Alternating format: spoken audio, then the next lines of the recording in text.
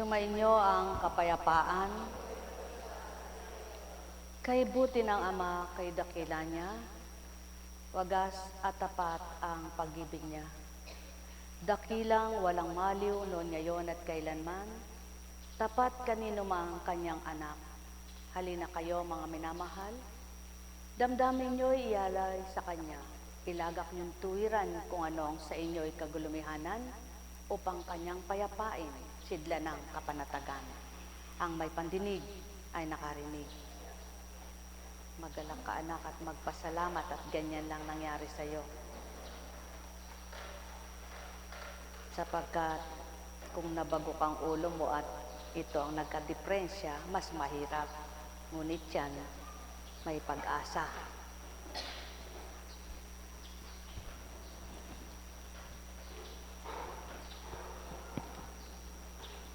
Kapag damdamin mong tao ang pinairal mo, hindi mo maunawaan ang kapwa mo tao. Kapag damdamin ng Espiritu ang pinaghari mo, maabot mo kahit ang sino pang kapwa-tao. Kaya't pag tumitig ka sa kapwa mo, alam mo na kung anong dalahin at pasanin niya. Kaya't kung tunay na nagmamahal ka, aalamin mo, wag lang ang sarili mo. Sapagkat ang bawat isa ay may katotohanan tinataglay at mayroon ding kamalian. Ang mahalaga lamang sa tao, masuri ang kanya, suriin din ang kapwa-tao. Wag lang ang sa kapwa-tao, kundi ang sarili rin ito. Mga minamahal, ang Kristo ay nagbigay ng sarili, naghandog ng sarili, hindi inalintana ang sakit at dusa. Kaya't walang makatutulad kahit isa. Subalit ang Espiritu na tinataglay ng Kristo kapag nasa tao, yaon ang magbibigay kakayahan upang walang makitid na pangunawa, kundi lahat ay lumawak ang pangunawa. Kapag nakadama ka na't nakakilala ka sa Ama, ang susuriin mo na lamang kung ano ang kaloob niya sa iyo. Ang aalalahanin mo sa tuwina ang may takot kang mawala pa, ang pahaging kaloob niya para ikay mahalin at magmahal na totoo. Mga minamahal, tulad ng pangyayari sa iyo anak,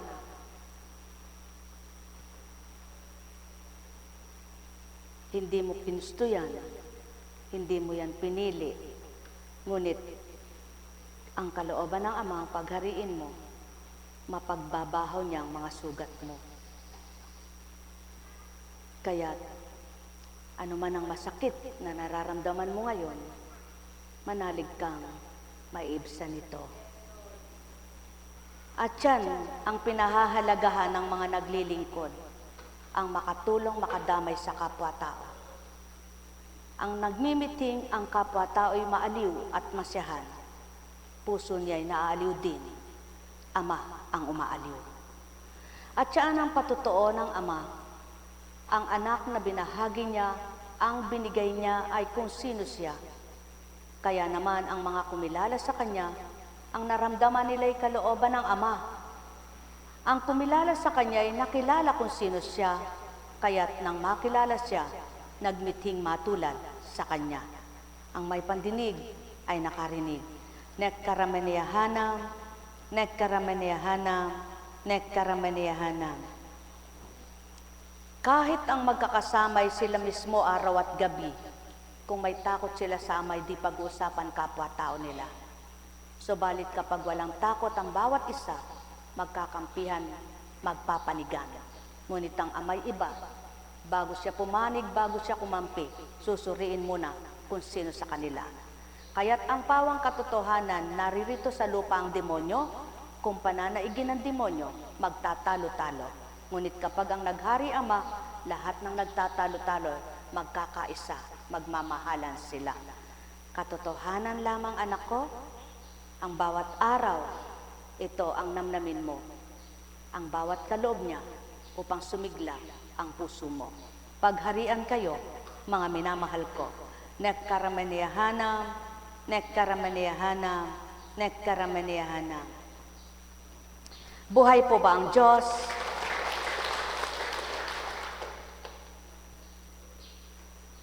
Naniniwala ba kayong sadyang mayroong napakasama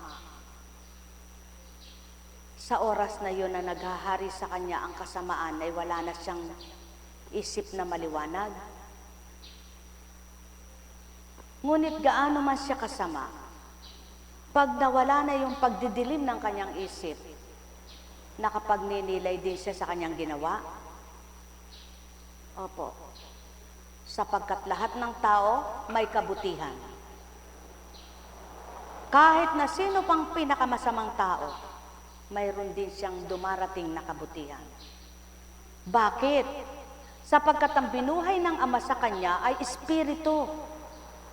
Ang binuhay ng Ama sa tao ay espiritu niya. Kaya't yun ang dumaratal na pagiging mabuti. At kung bakit marupok at mahina ang tao dahil sa alabok na pinagmulan niya. Kaya't kapag ang naghahari naman ay karupukan at kahinaan, ang pagiging tao niyang alabok ang nangingibabaw. Kaya't upang maghari ay ang espiritong bumuhay at binuhay ng Ama magpahangga ngayon, sino nga ang dapat pangibabawin? Hindi nga ba't siya? Katulad mo, pag di ka makatulog, sino naghahari sa'yo? Siya pa rin kahit di ka makatulog. Sapagkat kung oras na ng pagtulog, halimbawa'y gabi, hindi ka makatulog, wala ka naman dapat ipagpahingang hindi ka naman gumagawa at hindi ka naman ginagamit ng espiritu, bakit hindi ka matulog? Ba't di ka makatulog? Ano ang dahilan? Ngunit tandaan ninyo, kapag bulag ka pa sa katotohanan, napakahirap mong makaabot, makaunawa. Ngunit kapag mulat na ang iyong isip at diwa sa katotohanan, kay gaan mong unawain, kay dali mong maunawaan ang bawat kaloob, ang bawat bahaging kaloob. Buhay ba ang Ama?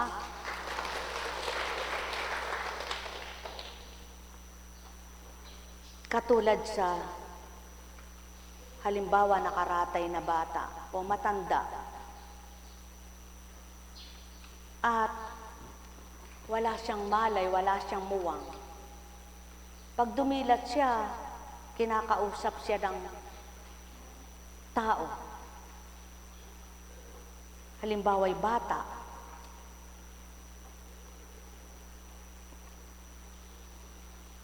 Pag kinakausap siya, nakamulat ang mata niya.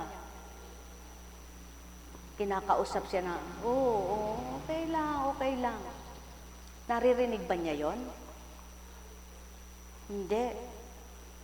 Kaya't wika ng Espiritu, kahit naman anong sabihin niyo dyan, di naman niya naunawaan.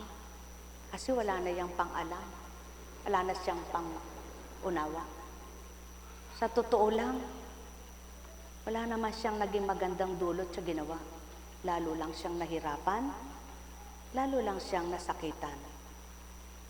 At pinaliwanag ng Espiritu kung papaano. Bakit yung mga pinagkalooban hindi maunawaan ng marami? Sapagkat may sinasabi silang hindi nila maabot, hindi nila matanggap. Ngunit, pag bilang pagkatao ang sasabihin mo, pag matalino ka, madali mong maunawaan yan. Kahit batang paslit, naunawaan niya. Subalit kapag ang kabanalan ang sasabihin mo, hindi lahat makakaunawa. Kaya mapapalad ang may pangunawa at nakakaunawa. Buhay ba ang Diyos? Tapat ba ang Diyos? Totoo ba ang Diyos? Taga saan ka ba, anak? Dalaya. Oh. Magpasalamat ka sa Panginoon. Dahil kung di ka nagkaganyan, di ka makakarating dito, no? Ay, si Apo Kunching, natuwa pa pala sa pagkakaganito ko. Hindi. Hindi ako natutuwa. Kaya lang, yun ang patotoo. Kung hindi ka nagkaganyan, hindi ka makakarating dito. Eh, bakit po ka, Apo Kunching? Sapagkat hindi ka pa talaga nakarating dito. Tama ba? Si Apo Kunching, 16 na taon na itong gawain ito sa Oktobre. Malay ba naman niya kung nakarating ka na dito na hindi ka lang natandaan? Subalit ang Espiritu, alam niya. Buhay ba ang Ama? Kaya kung di mamasamain ng tao at tunay na kumikilala sa hindi nila nakikitang Diyos na nangungusap ng totoo, hindi pagdaramdamin ang totoong salita. Hindi magdaramdam sa totoong salita. Subalit ang taong hindi makaunawa, ang totoong salita kinasasama. Buhay ba ang Ama? Kaya anuman ang gawin mong paliwanag, baliwala. Kaya kung ang uulatan mo'y sarado na ang diwa, huwag ka nang magsalita. Sapagkat sayang, magiging masama ang mabuti. Kaya nga't sinabi, huwag mo ekang ipakain, ibigay sa baboy ang mga perlas, sapagkat lalapain.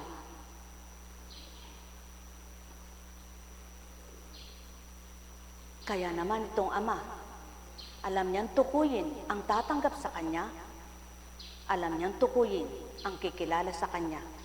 Kaya't patuloy ang hinahanap niya ay ang mga kikilala. Patuloy ang pagpapalago at pagpapalaganap niya ng mga tatanggap sa Kanya. Subalit, ang nalilikom niya, pinipilit at pinagsusumakitan man din ng Kanyang Espiritu na patuloy ito malikom pa. Kaya't kung hindi maunawaan nang di makaunawa, babaliwala ang mabuting balita. Mga mahal, sumainyo ang kapayapaan, pagharian kayong tuwiran, malubos ang kasiyahan, kagalakay inyong kamtan.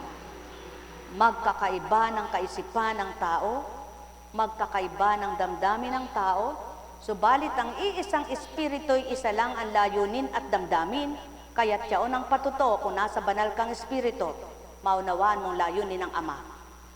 Ang may pandinig ay nakarinig. Nek karamaniyahanam, nek karamaniyahanam, nek karamaniyahanam. Kaya't upang gumaling agad ang sugat mo, anak, unawain mo ang mga aral niya. Ang salitang magpapabahaw, magpapahilom ng pagdaka sa mga sugat na kumikirot at nagnanaknak.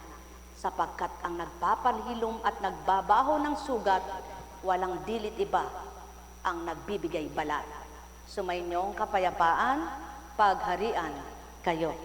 Gamit lang instrumento ang mga gamot, ngunit kung di niya kalooban at di niya loloobin, palalim lang ng palalim niyan, pag nanaknak ay nariyan pa rin. Marami ng patuto at marami ng nakita kayo, kaya't kung maliwanag ang mata nyo, bukas na diwa nyo. Nek karamaniyahanam, nek karamaniyahanam, nek karamaniyahanam. Mula sa mga gawa.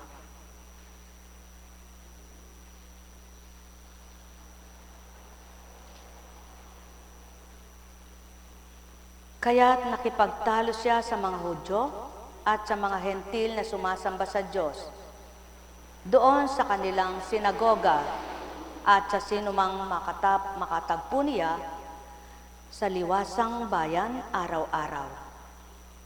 At nakatalo niya rin ang ilang pilosopong Epikureyo at Eiko. Ano ba ang ibig sabihin sa atin ng nagmamarunong na ito? Anang ilan? Sabi naman ng iba, nangangaral yata tungkol sa ibang mga Diyos. Ganyan ang sabi nila, sapagkat nangangaral si Pablo tungkol kay Jesus at sa muling pagkabuhay. Siya'y isinama nila at iniharap sa kapulungan ng Areopago at tinanong, "Maaari bang malaman namin kung ano itong bagong aral na tinuturo mo?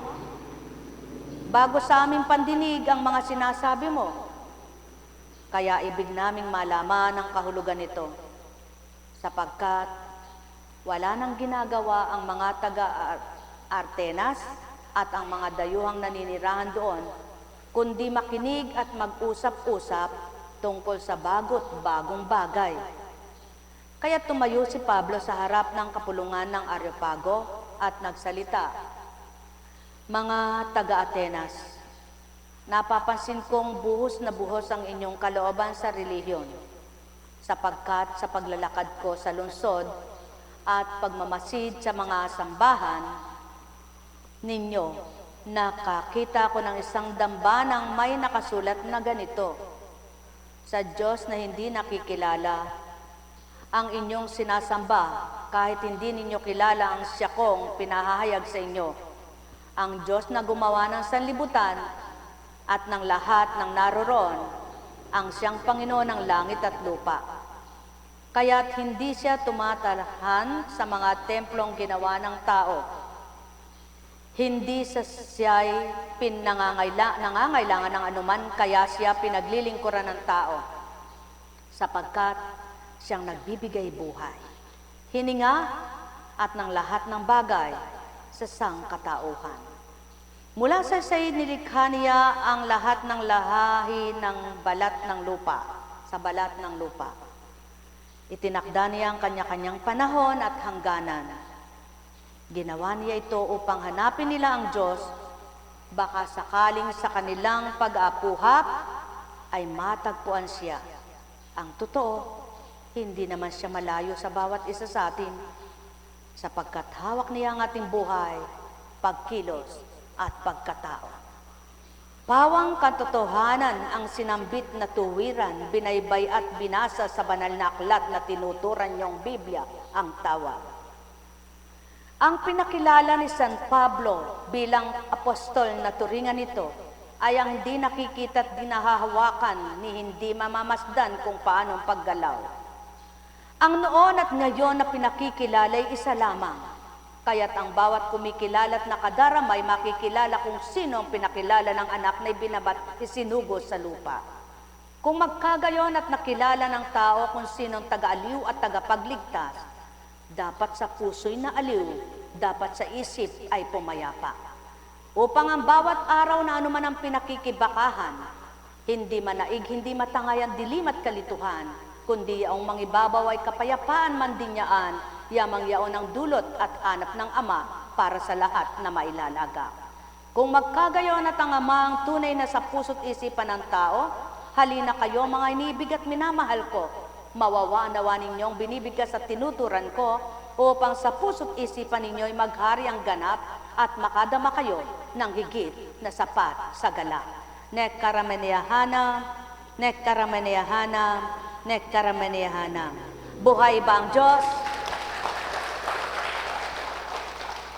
Kay palad ni Pablo, kay palad nga niyang, sa unay nanunuligsa, sa unay katunggali ng mga lingkod ng Kristo, at maging siya man din ay katunggali sa bawat aral ay di maniwala. Ngunit at pasubali ng napatutuhanan niya ang tunay na tinutuligsa niya ay ang sugo sa mundo, ang sugo sa tao, ang sugo ng daan ng katotohanan upang masumpungan, napakilala niyang matuwid at patuloy na kinilala sa bawat pagsubok na kanyang pinagdaanan, kaakibat niya tuwina. Ang may pandinig ay nakarinig. Nekkarameneyahanam, nekkarameneyahanam, nekkarameneyahanam. Buhay ba ang Diyos? Tapat ba ang Diyos? Totoo ba ang Diyos? Tumayo ka nga, anak. Mapalad kang binibigyang tuon, mapalad kang binibigyang pansin, panaligan mo man din na pag-uwi mo sa inyo, ang kumikirot sa bukong-bukong mo ay mapaghihilom at mapag-aampat na ng salita lamang kung iyong pakikinggan. Sapagkat ang Ama'y buhay at totoo siya kanino man. Lamang kung sino ang nais at layo niyang pagdakay makinabang, ngayon ka lang, dinaig mo pa ang maluwat na. Ang may pandinig ay nakarinig. Nek karamenehanam, nek karamenehanam, nek karamenehanam. Buhay ba ang Diyos? Tapat ba ang Diyos? Sige nga, maglakad ka. Lakad. Masakit. Sige.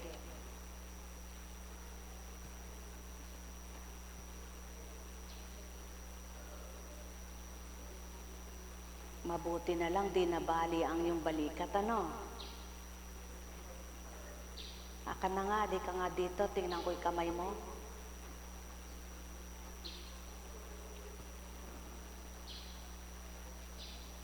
Ito. Alam ko. Kaya nga pinatatanggal ko sa'yo.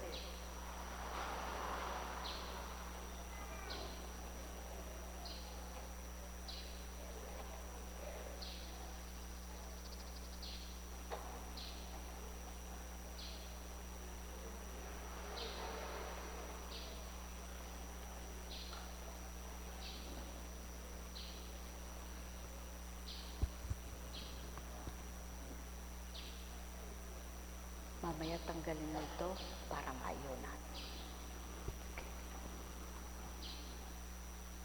Bakit mo nga ba pahahalagahan ang mundong ito? Samantalang itong mundo'y hindi na ibibigay ang ganito. Ngunit kapag pinahalagahan mo siya kaysa sa Ama, malabo mo makikita ang gawa niyang mabuti sa kahit na kanino pa. Kaya't kung lahat lang ng tao'y magtuto ng pansin sa kanyang gawa, puso't isipan, bubuti man din niyaan. Ang may pandinig ay nakarinig. Nek karamenehanam, nek karamenehanam, nek karamenehanam. Buhay ba ang Diyos? Tapat ba ang Diyos?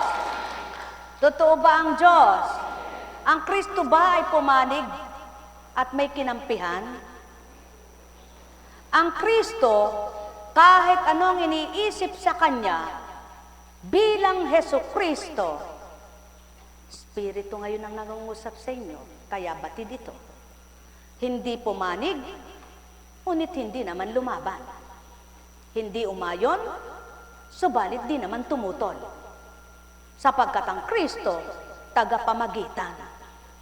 Kaya't ang Kristo, ang lahat ng nag-isip ng hindi maganda at di mabuti, sila nagkasala. Kaya't ang matuwid at totoong lingkod, lahat pantay lamang. Walang kamag-anak, walang anak, pantay. Subalit, ang taong bulok ang pag-iisip, iba ang nilalaman, iba ang kaisipan. Ang may pandinig ay nakarinig. Nek karamenehanam, nek karamenehanam, nek karamenehanam. Alalaumbaga, sumainyo ang kapayapaan. Pagarian kayo ng tuwiran, malubos ang sa inyo'y kagalakan o tao, naking mga minamahal. Matwid kong tinura, yaong alay ng Ama, na kung mamarapatin tatanggapin, magiging ganap ang lahat at tuwirang magagala. Ang may pandinig ay nakarinig. Nek karamenehanam, nek karamenehanam, nek karamenehanam.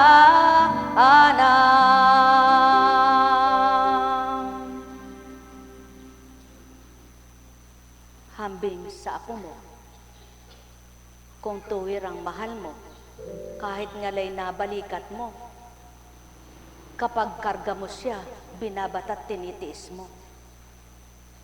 Hambing sa kapatid mo, kung mahal mo siyang totoo, nakikita mo na ang gawa niya'y mali ito, ngunit patuloy ang pag-ibig mo. Ngunit kahit sino pang kapwa mo, maganda't mabuti na ang ginagawa sa iyo. Kung wala kang damdaming tapat at totoong pag-ibig sa kapwa-tao, bulag ka sa lahat ng gawa nito. Ang may pandinig ay nakarinig. Nekkarameneyahanam, nekkarameneyahanam, nekkarameneyahanam.